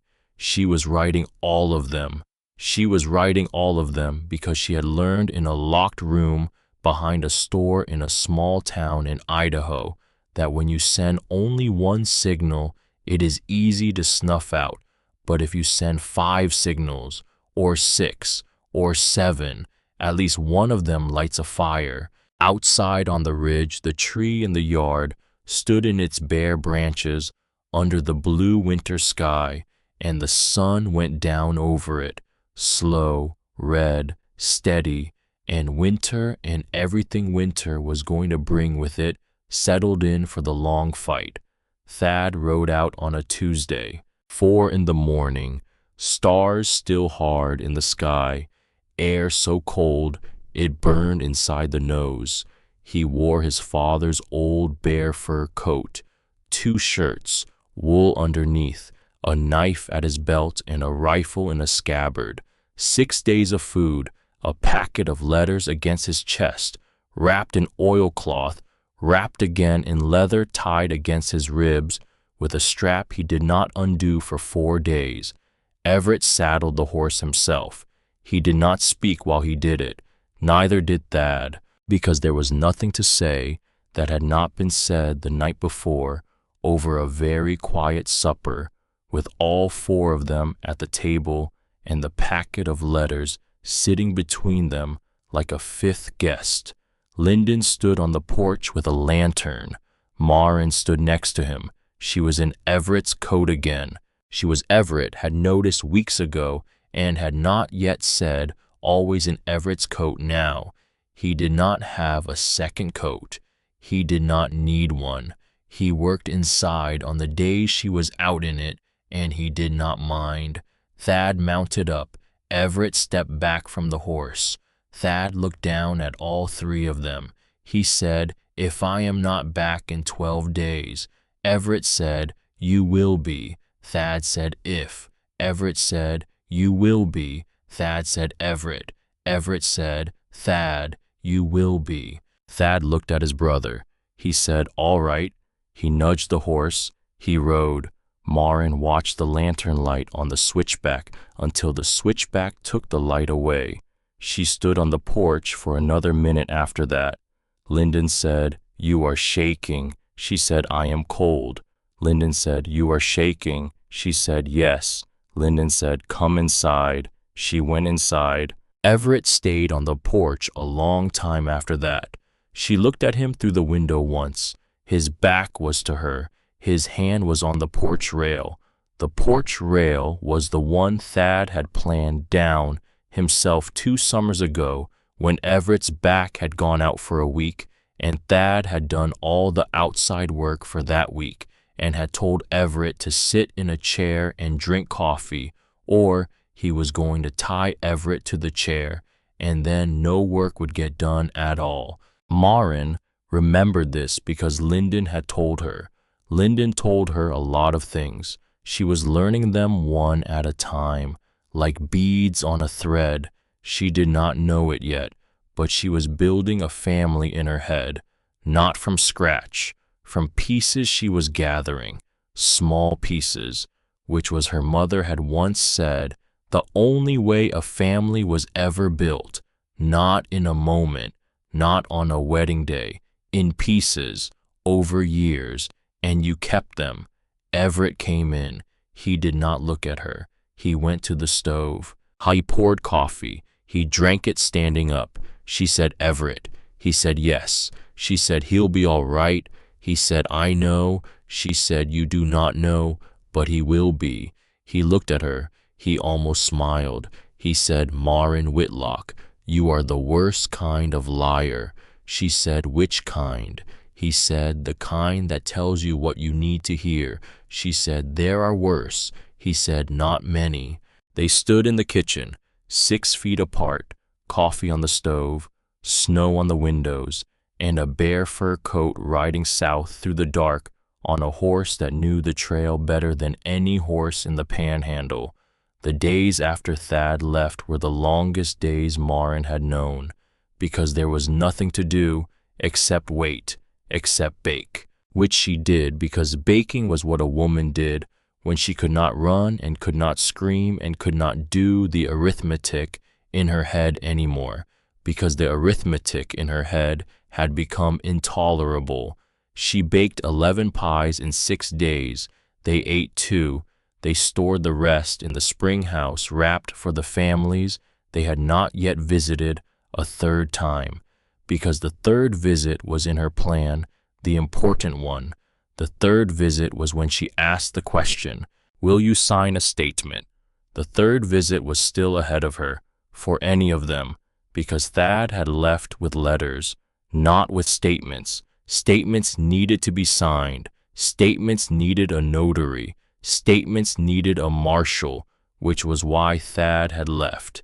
She knew this. She still baked. On the 4th day, Lyndon broke.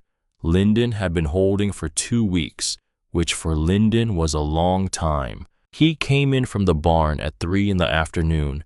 He sat at the table. He put his head in his hands. He said, "Marin." She said, "Yes." He said, "I want to say something, and I want you to let me finish, because if you interrupt me, I will lose my nerve, and I will not say it again for a year." She said, "All right." He said, "I wrote the letter." She said, "I know." He said, "I wrote the letter and I did not mail it, and it should have stayed in my pocket, and it did not, and you came across a country, and a man locked you in a room, and a man tried to steal your inheritance, and a man is now sitting in my father's rocking chair watching my father's fire because he was cold and had nowhere else. And all of it, Marin, all of it started because I was lonely one night and wrote a letter I should not have written." She said, "Are you done?" He said, "No." He said, "I have been trying for weeks to be sorry enough, and I am not going to get there, because you cannot be sorry enough for something that big. So I have to say something else instead, which is that I am glad." He looked up. He said, "I am glad you came." He said, "I am not glad how you came. I am not glad you were hurt. I would fix it if I could, but I have to be honest, Marin, and say that I am glad you are here, in this house, right now, with us, even if it started in a bad way. I am glad." He put his head back down. He said, "There, that was it. You can talk now." Marin did not talk. She stood. She walked around the table. She sat down next to him. She put one hand on his back. She said, "Lyndon." He said, "Yes." She said, "You are the second Ashenford I have loved." He looked up. His eyes were wet. She said, "Not the way you were hoping when you wrote the letter." He nodded. He nodded fast. He said, I know, I have known for a while." She said, "But I love you as a brother, which I have not had, and which it turns out I very much needed." He put his head against her shoulder for a second, just a second, the way a boy will do when he is briefly, absolutely 5 years old again. Then he sat up. He wiped his face on his sleeve. He said, "Which Ashenford is the first?" She said, "Lyndon." He said, "I am asking." She said, "You know." He said, "I know. I want to hear you say it." She said, "Lyndon Ashenford, I love your brother Everett, and I have loved him since the 5th morning when I found 2 cups of coffee on the porch rail instead of 1.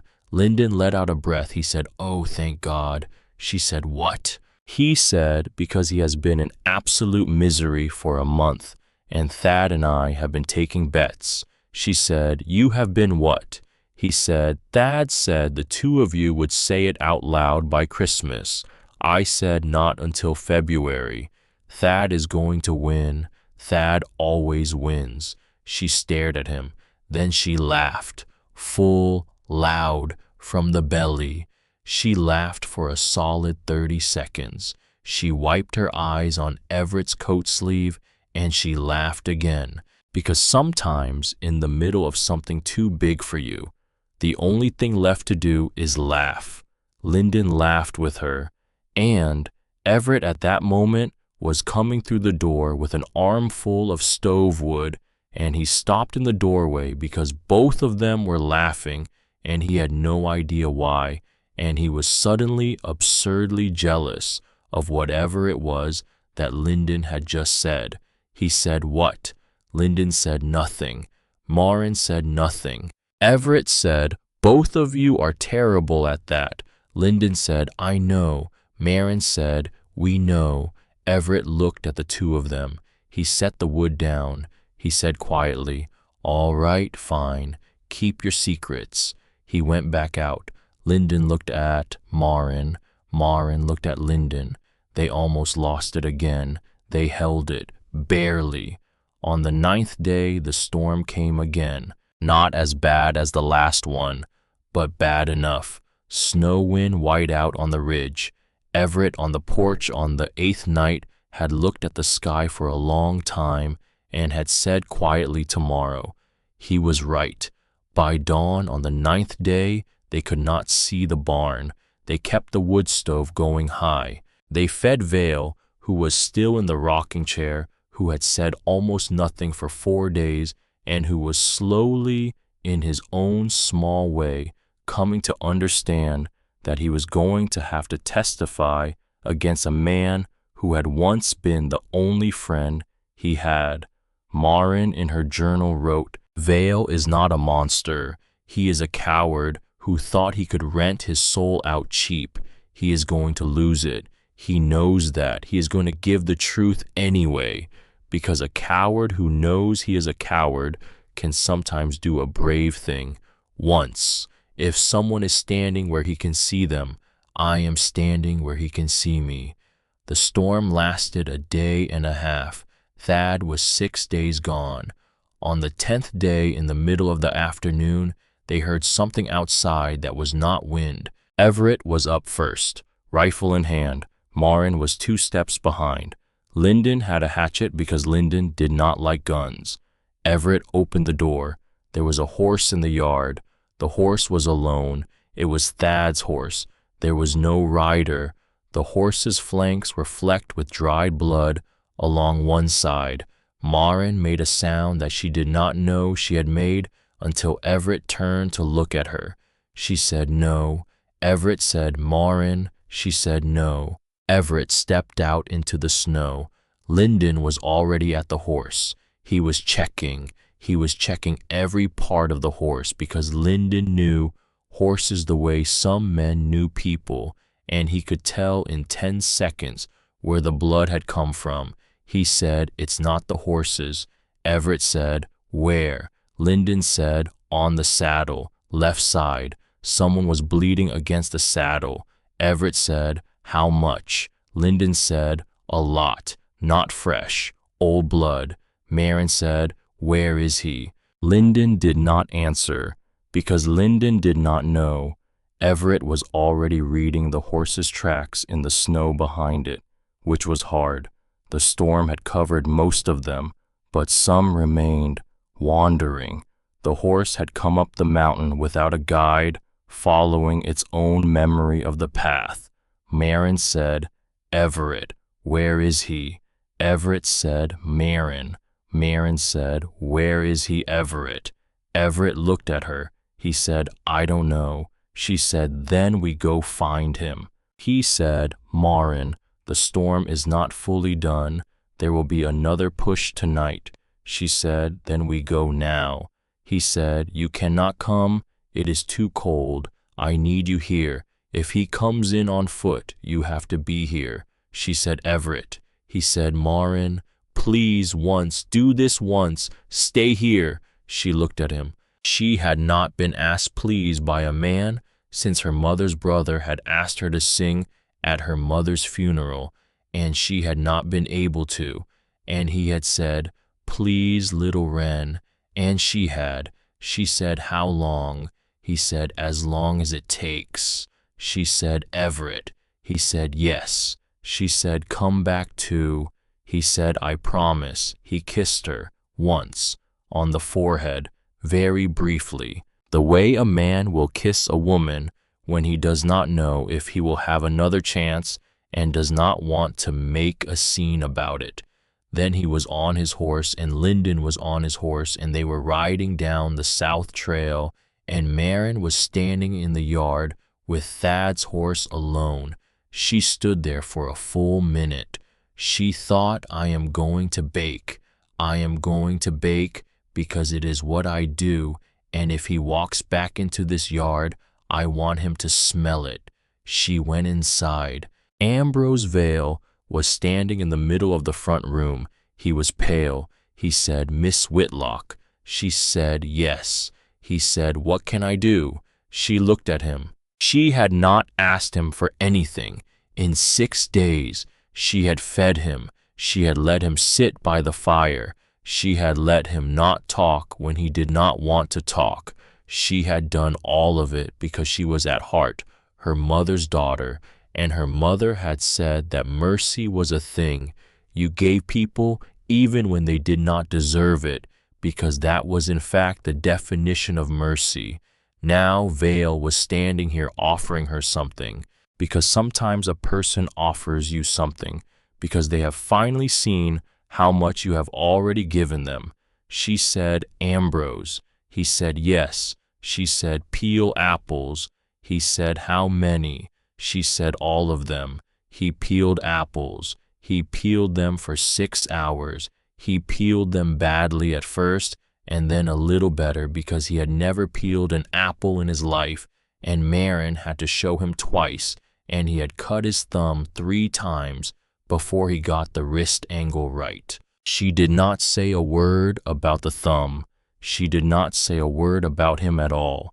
She baked. She baked 8 pies in 6 hours.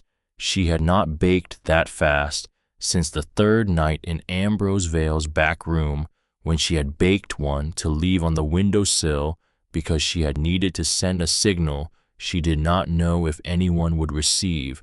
She baked now because Everett had asked her to stay, and to stay meant to do something, and the something she knew how to do was this. The sun went down. They were not back. The sun came up. They were not back. Maren did not sleep. She sat at the kitchen table. She watched the window. Vale in the chair by the stove watched her. He said once quietly, Miss Whitlock. She said yes.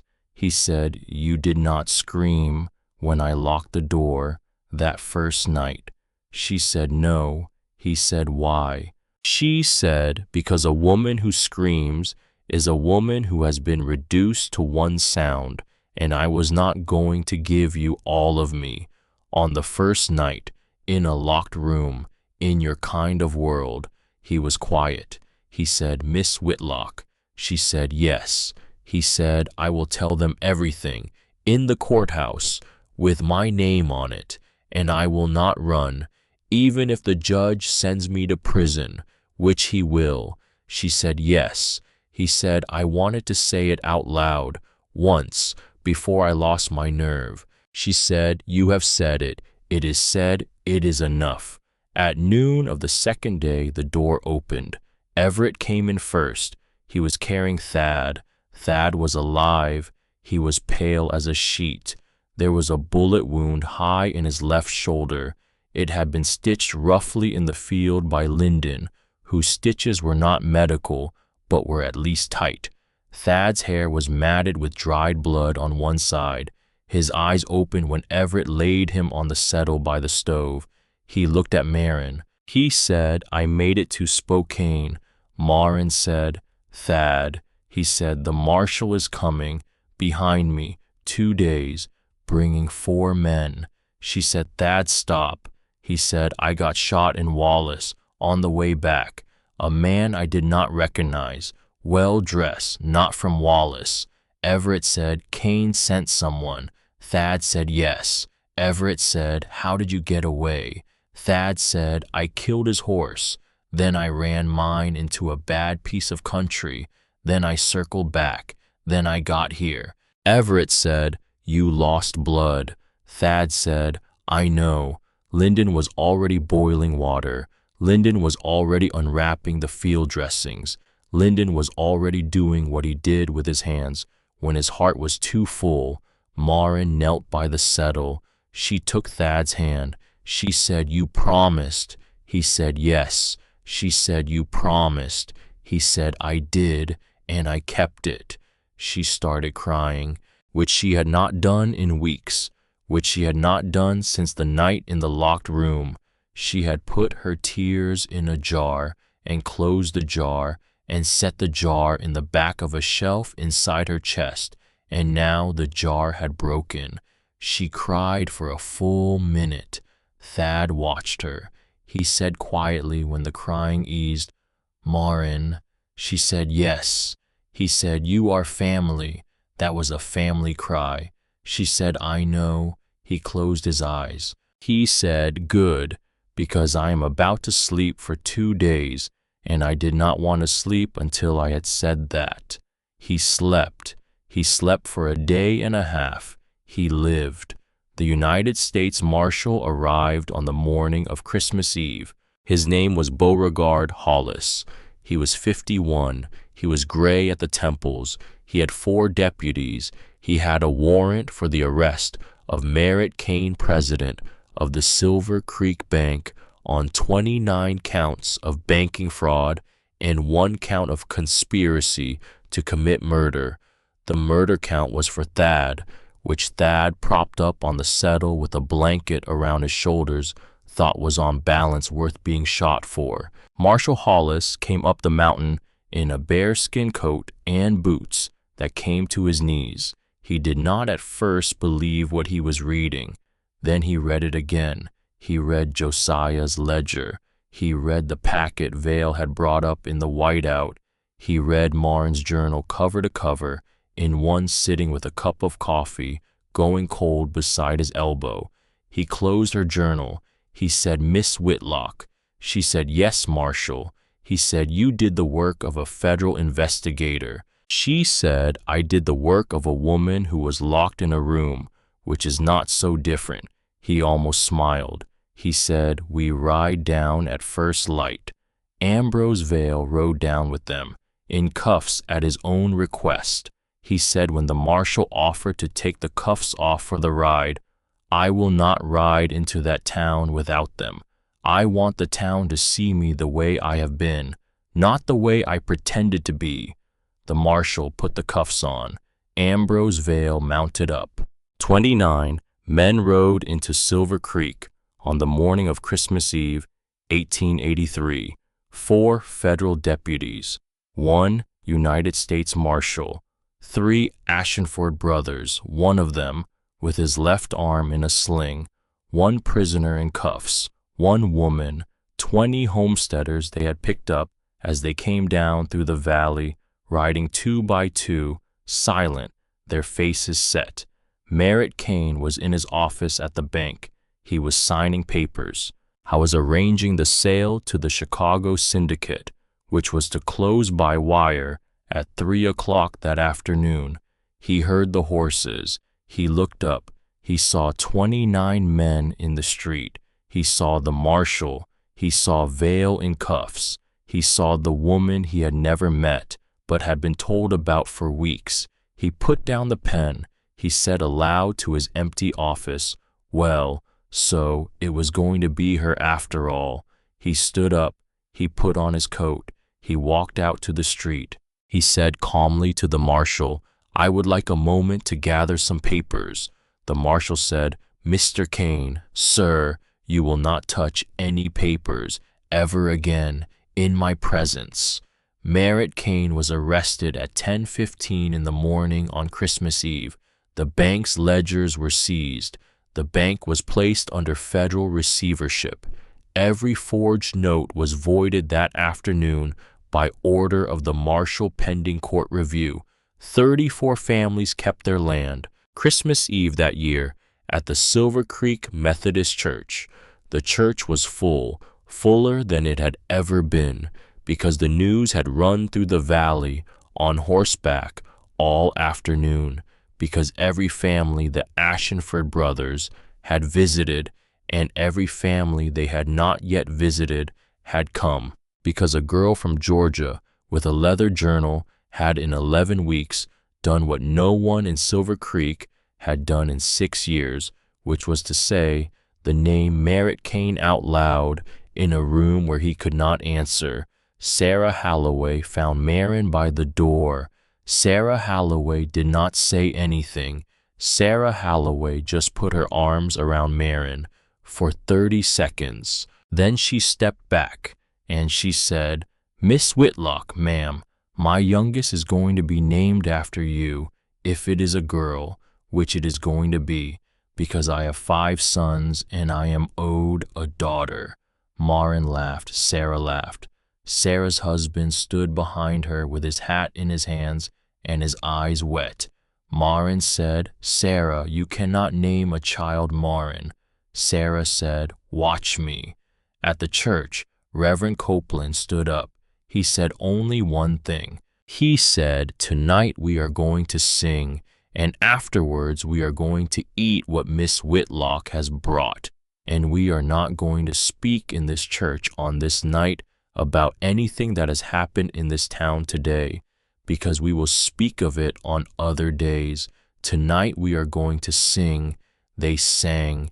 They sang for 2 hours. Old hymns, new hymns, ones that Marin did not know. She sang along on the choruses. Everett stood next to her. He did not sing. He had a rough voice and knew it. He held the hymnal for both of them. At one point, halfway through the singing, Marin looked at him. He was watching the altar. She said quietly so only he could hear Everett. He said, "Yes." She said, "You have not made me coffee this morning." He said, "I know. It has been an eventful morning." She said, "I understand." He said, "But I will make it tomorrow." She said, "I know." He said, "And the day after that." She said, "I know." He said, "And for as many mornings as you want a cup of coffee on that porch rail." She said, "I know." He said, "Marin." She said, "Yes." He said, "Would that be for a long time?" She looked at him. She said, "Yes." He said, "How long?" She said, "Everett." He said, "How long?" She said, "For as long as we have." He was quiet. He said, "That is what I hoped you would say." They did not touch each other in the church. They did not have to. She stood next to him, and he held the hymnal for both of them, and that was on that night more than she had ever expected to have in her life. Christmas Day they went home. Home now was the cabin on Silver Creek Ridge. She rode behind Everett up the switchback. Thad rode ahead. Lyndon rode last. It was very cold. The sky was that hard, clean blue that comes after 2 storms. The pines were black against it. The snow crunched under the horses. At the top, when the cabin came into view, Everett said, "Marin." She said, "Yes." He said, "I want to say something, and I want you to let me say it, and I do not want you to say anything back until I am done." She said, "All right." I said, "I have been married once. My wife died of a fever in 1876. Her name was Rose Ellen Ashenford. She was 26 years old. She was a good woman, and I loved her, and I do not want you to be her. I want you to be Marin. I want to be honest with you about this, because I am going to say something in a moment that could sound like I am asking you to replace someone. I am not." Marin said, "I know." He said, "Marin, do not interrupt." She said, "Sorry." I said, "I do not have much. I have a cabin. I have 2 brothers who love you already. I have a tree that has never had a wife's hands on its apples in a pie the way it did this fall. I have coffee. I can teach you to make less badly if you show me how. And I have the years I have left, which I do not know how many are, but which are from this moment forward, if you want them yours." He stopped. He looked at her. He said, Marin Whitlock, if you would be willing, I would very much like to marry you. In the church, in Silver Creek, in the spring, when the tree blooms. She looked at him. She said, Everett Ashenford. He said, yes. She said, you forgot to ask me a question. He said, what? She said, you said if you would be willing. That is not a question. That is a hope. He said, oh. She said, ask me a question. He said, will you marry me? She said, yes. They sat on the horse. The horse patient chewed on its bit. Thad ahead had heard. Lyndon behind had heard. Thad turned in his saddle and said, Everett Ashenford, if you kiss her on that horse, she will fall off it. Get down. Everett got down. He helped Marin down. He stood in the snow in front of her, and he kissed her, properly, for a long time, for long enough that Thad, embarrassed and delighted, turned his horse and rode the last 100 yards up to the cabin, and Lyndon, laughing, followed him. When Everett stopped, Marin said, breathless, Everett. He said, yes. She said, I owe you a pie. He said, you do not owe me anything. She said, I owe you a pie, fresh, this afternoon, because I have not baked you one that was mine. I have baked pies for a locked room. I have baked pies for the Halloways. I have baked pies for the whole valley. I have not baked one that was for you, only for you. He said, Marin. She said, this afternoon. He said, all right. She baked it that afternoon. They ate it that night. Lyndon had 2 slices. Thad had 3. Everett had 1. He ate it slowly, watching her across the table, and when he was done, he set his fork down, and he said, this is the best apple pie I have ever eaten. Marin said, I know. Everyone laughed. They were married in April. The church was full, fuller than at Christmas, because a wedding in Silver Creek that spring was not just a wedding. It was the town together, doing something it had almost lost the ability to do, which was to gather in a room and celebrate a small good thing. Marin wore blue, not her mother's dress. She did not have her mother's dress. Her mother had been buried in it. She wore a blue dress that Sarah Halloway and 3 other women had made her over 3 weeks out of pieces they had each brought from their own cedar chests, bits of blue that had been a Sunday dress, a wedding sash, a curtain from a parlor, a christening gown, all of it sewn together by 4 women's hands into one dress for one bride who they had decided without discussing it, become theirs. She walked down the aisle alone. She did that on purpose because her mother was not there and her father had died when she was 6, and she did not want a stranger walking her. She walked herself. Everett watched her.